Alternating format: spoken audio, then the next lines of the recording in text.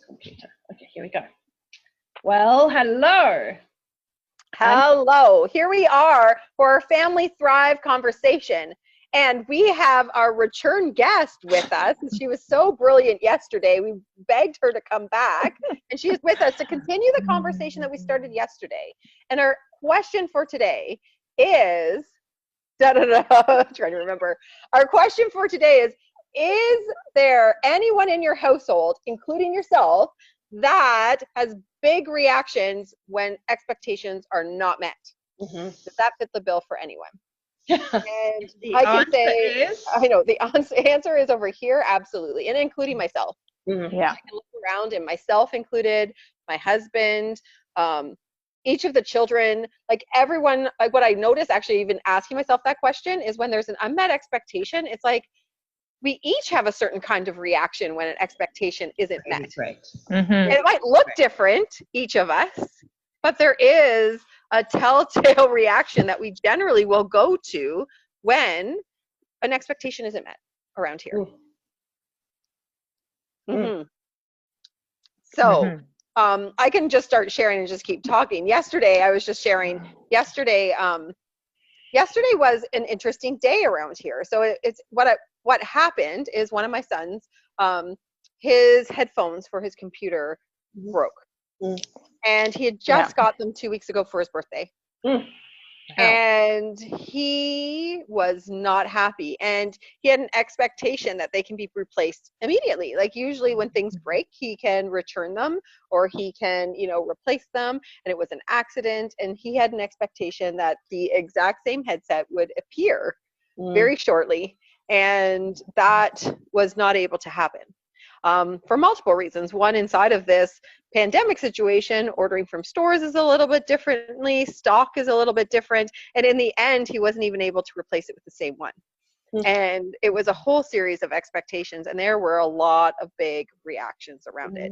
And I'm excited to have this conversation because I'm really clear. I don't have the answers of what necessarily to do when there are big reactions around expectations not being met. Like I did what I did yesterday, and I look back and it's like, it still was not fun. It was a really tricky time when like there are a big reaction, when there's an expectation and something to happen right now, and to be with that and to hold space for that. And no matter what was said or how much was heard or how much space I held for him to really get the world of what that was like for him and his disappointment, there was a lot of anger and upsetness, a lot of reaction that did not dissipate until probably 12 hours later. And it was an ongoing impact on the household, and it was not a fun day to be inside of and to even know how to manage or navigate. There was a couple times throughout it for myself, I have to say, like I was just like, hey, I totally love you. I get this is difficult, and I need to go take my own breath right now. And I'm just like, I'm coming right back, and I just had to go in my own room and shut my door and take a breath and be like, I don't want to, I can't, I just didn't even know I was having a reaction to my expectation of him being settled inside of it. It was just this cascading. Anybody inside of that had an expectation of how that needed to be managed, or how somebody should be settled sooner, or something like that. And it was just like, what I noticed was one reaction from an expectation not being met was a chain reaction of everybody around that epicenter started having big reactions. So it was a whole house of reactions from everybody, including the dog. Of course. I know. So it's really interesting you're creating, because right in the beginning when you started to talk about it, what you were actually creating is you had an expectation that you would manage this in a certain way, or it would be managed in a certain amount of time. Yeah.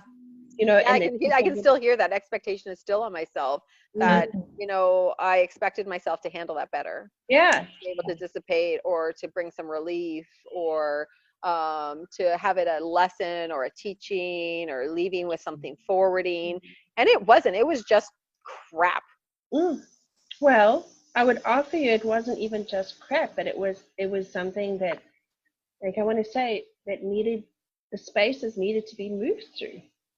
There was no shortcutting it, because you tried, right? I know for myself, it was just like, maybe there's something I'm not hearing. Maybe there's something he's communicating that I'm just not getting, that if it was gotten, like if I could hear that and he could have it like mirrored back to him, so his communication could get heard, that somehow like he would be settled. So you're looking for that magic word or that magic phrase or something magical to happen that will do it. And sometimes that just doesn't exist. I mean, I know it just doesn't exist. Even if you look back. Yeah. No, exactly. And when you actually look at it, just purely from a physiological point of view, there was already a physiological reaction happening. There was. Like there was an escalation of the physicality of a human body there. There was a whole chemical train happening. Yeah. Is what I can hear in that. Yeah, there was a whole physical reality of what was happening. And it's interesting because what I could see right in hearing that, and it's like, and I was trying to alter that. Right. Yeah. And so it's interesting to just like look at like how does everybody in our family, in each of us in our family, react when expectations aren't met. And even for myself, like when my expectations aren't met, it's like I go right to like there's something wrong here. Like I get like agitated. It's like I just need space. I want to walk away. I want out. That's me. If I can't make that, if I have an expectation that I will make a difference for a kid in our house or our household, and I don't do it, I'm like, I just want to get out of here, like as fast as possible, because like really, and it really takes something, like even in what you're creating, it really took something to stay in the conversation, right? All day. Like you took breaks, you really, I mean, I would just acknowledge the heck out of you. You know, you actually took yourself out, you know, breathed. I know it's actually really interesting that I'm just even present to right now, and I didn't actually correlate them together. Is like last night, so he actually slept in bed with me last night, and like it was actually a really different space. Like usually he puts all of his stuffies in between me and him, and like he faces the other way, and he doesn't want to ever be touched or anything. And like last night he like lied right into me. And I remember like holding his hand even, and like rubbing his back, and he actually like let me. And like it was like what I can see is actually by being with him through the day of his reaction, even though I couldn't change it or fix it, I was with him through it and loved him through it. And I can actually now actually just see that actually did make a difference. And like last night he opened and like lied with me and let me comfort him and let me like be with him and hold his hand, which he doesn't. And it was actually really even beautiful this morning when he woke up. Like he woke up a bit later than me, and like I saw him walk by, and I'm like, wait, like I need to get my morning hug from you. And like usually he'd just be like roll his eyes at me, whatever, mom, and walk by. And like he just and stopped and let me come over and just like hug him and love him up and tell him all these great things about himself that I just needed to share and express. And that doesn't normally get to happen. And it was, so what I can just see is like actually how it went yesterday maybe wasn't wrong. It was and perfect. It was actually perfect. It was. And I actually did provide for him what he needed, and he was just going through some big physiological reactions that was tricky. And I was actually there for him, and he got that. Is what I see now, is he really did get that. I think that, like when I look at my big kid, I can't change what's happening for them. I can't. So when their hearts get broken or other stuff comes up, I can't change that stuff. My expectation is that I should somehow be able to fix it and make it better, but I can't. What I've been trained in this year with my kids is actually being with whatever's there and being with them, right? That they can rely on me to be there. Does that make sense? It just really is what you're speaking to, is we can't make everything better. Our expectation is as a parent, like somehow we should be able to, you know? And that's where the connection is built. I really see that in my own house too, when there's really big reaction, and one of mine has big reactions on a regular basis, similar to what you described, Szara. And I can see that when I can be with rather than fight it or try to fix it, then that connection is built. And then there is that closeness. When you're describing that, I've had that exact same experience over and over and over, and how beautiful that is. And what our kids really need from us. Mm. Mm-hmm. Yeah, it's so interesting. Like it is like, we have adults included, we have reactions to unmet expectations. Yeah. And it's part of our mechanics. We have reactions to unmet expectations. It really is. It really Yeah. is. And where we go is to make it wrong, but we can't solve it. That's what Like really we go is. to fix it, to like try to, like, again, the mom in me will come out of like, okay, like it's my job to like you feeling better. Like somehow it becomes my job that you need to feel better right now. And so I need to somehow take this away or ease it or do something about it. And when I can't, I'm at a loss. And then it's interesting because there's that moment where it's in that, like, I'm at a loss. It becomes over about me. I'm at a loss. And so then it's like, I just need to go get space in my room. And then like what I'm doing is I'm actually then pushing away something that, like, and still definitely do that if you need to. Like it's actually smart to actually take care of what your needs are and come back. But the idea of the coming back, it wasn't like, oh my gosh, I can't handle you and you're this or that. It's just like, okay, I'm going to go take a breath, and I come back and come back and come back again. And what I hear what you're just saying, Lisa, like that actually is the mechanics of forming connection. It really is. Like just being with them exactly how they are, exactly where they are in the reaction. Like it's human mechanics that they're going to have a reaction. Adults do themselves as well. And that's the thing, right? And our brains aren't nearly their brains aren't nearly capable to be able to handle these big reactions the way an adult's brain is, and look at big reactions that adults have. So how can we have these big expectations of how kids should be and how they should handle their upsets? Or when you think, oh, it's a headset, it's not the end of the world, but for them, well, I know for your guy, it was a really big deal. That something is a big deal for him. And we can't minimize those things.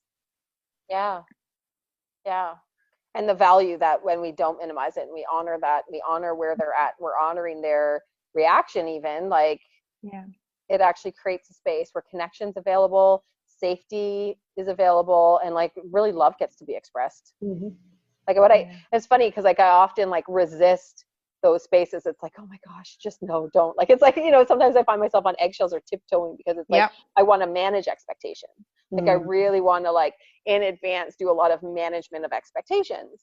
And because like what I see is like I'm really avoiding or trying to manage reactions. Because if reactions are there, I don't know how to be inside of all of those reactions or where my place is. And what I'm just hearing newly is like, but it's also inside of those reactions that actually, like, it's like in the trenches, it's in the actual like reality of it, that kids actually get to experience unconditional love. They actually get to experience the love that the parents are for them. And they also get to experience how they can be for others when reactions are there. Like it's just such a modeling and mentoring that I, tend to not look at.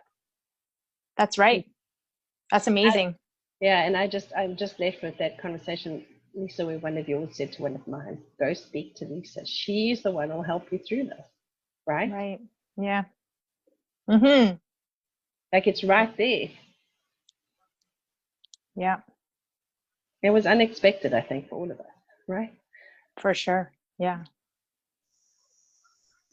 Beautiful. Yeah. So inside of the question of, are there big reactions to unmet expectations? And it's like, the likely answer is yes. There's some kind of reaction. Every single one of us, adult, child, everyone included, has reactions in their own way when there's an unmet expectation. And what I hear, it's like, to just notice for myself, like what I'm taking away from this conversation is to notice for myself, like, am I trying to fix or change something here? Am I trying to like make it go away? Yeah. Like, am I focused on making the reaction going away? And that might forward the reaction longer, actually. Yeah, exactly. That might escalate that reaction. Oh yeah. If you try to fix too much, I find that that makes the spiral actually worse. Whereas like, a reaction is actually a healthy human response. And an opportunity for connection and love to be expressed. Yeah. is what I'm taking away from it. Hands down, you said it so well. It's You perfect. really did. Thank you for doing the work. Well, it's just for me, it's so perfect because like I like even coming to call it before this, like I was still very unsettled from the experience. You know, You had and actually said, I have no answers. You said, I have no answers. Like I've done everything I don't know. wrong. I wrecked it all. The bad mother conversation. I know, exactly. And like, and it's interesting. I so didn't correlate last night or this morning to actually who I was yesterday. It's like, I actually did it all right. I actually did. I loved him through it. I was there and again. And even when it's difficult and you don't know and you don't have an answer, like that's actually what I hear. It's like, it's such a crazy place when you're sitting there and you don't have an answer. There isn't a right way. There isn't anything to do. And it's like, and then what? But that's like actually when it becomes about the love and connection. Really? It's still there. Like, it's like that commitment of love and connection I was given by.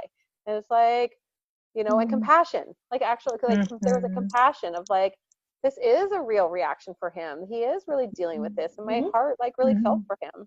And inside of that, I got to be there for him. And I'm just going to point again, there are two things that I want to point at. The one is that you're willing to have the conversation so that you don't keep that old conversation going, right? You were really willing to have this conversation. And the second thing is just actually that there is a created, I'm just struck, like there's a created pause in your day to have you look. Like the value of this conversation and this pause. Like if you know, I wasn't meeting with you, you know what, I would have been going on making myself wrong for my day yesterday, or that I'm insufficient and I don't have what it takes to meet the needs of my kids and blah blah blah blah blah blah blah. Like would have just continued. And I would have stepped over and not even be present to how beautiful last night was, or this morning was, or those connection moments, or what's available. And like in this pause, it's like I actually get to get complete. I get to take a look, and I get to actually like really be satisfied and fulfilled and coming from my commitment inside my family. And yeah, so there is such a value of like, and I love that we do this midday. I love that it's the 12:30 time, because it's like, you know what, now I get to go off in my day and like really come from like, my commitment, love, motherhood, being families thrive, lightness. Yeah. So it's so perfect. So thank you both. Thank you. Thank you. Yeah. Brilliant. Okay, so what we get to say is we'll be back tomorrow, 12:30 PST. Absolutely. Great. We will be here. So join us every Monday to Friday, 12:30 Pacific time, for this Conversations of Families Thrive. And thank you, Lisa, for being with us. And we look forward to having you back as often as we could possibly have you back. I know, right? Different though. Like, and again, you have It's a lot so of value to offer. helpful. Well, it's helpful for me. I'm getting so much. I just like the whole world of it. I mean, it's amazing. You're right. The pause during the day is all it's, and I felt so much after yesterday's short chat. So this is very helpful. Yay. That's perfect. Well, you can come back tomorrow at 12:30. Yeah, 12:30, Lisa. I can see the invite. Okay. We will see you tomorrow. And those watching, like, really take a look. It's like, you know, how, and it's actually one takeaway actually I invite everyone to take away is, how does everybody in your household react when an unmet expectation is there? Like maybe even get related to all the different kinds of reactions that can happen and how they're part of it's part of who they are. It's part of being human. And we each have our own way. And like the more related we get to the ways that we react, you know what, the more related we get to be with each other. Well, then that's all it is. That's the way we react versus something bigger. Some bigger boogeyman. Perfect. All right. See everyone tomorrow. Yes. Thank you. Bye. Bye. Bye, ladies.